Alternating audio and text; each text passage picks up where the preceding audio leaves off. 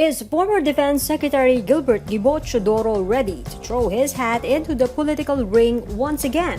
The former presidential candidate has changed his profile picture on Facebook. It's a simple green checkmark beside the year 2022. A bigger version had the word shared scribbled. Teodoro's sudden photo change caught the attention of netizens, many speculating that he could be someone's running mate or is trying to run again in the coming national elections. The Arroyo-era Defense chief has been out of the limelight since he lost to then-Senator Noynoy Aquino in the 2010 presidential race.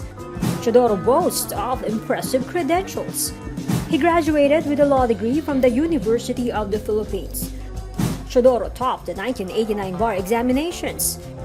He has a Master of Law degree from Harvard University and also passed the State Bar of New York.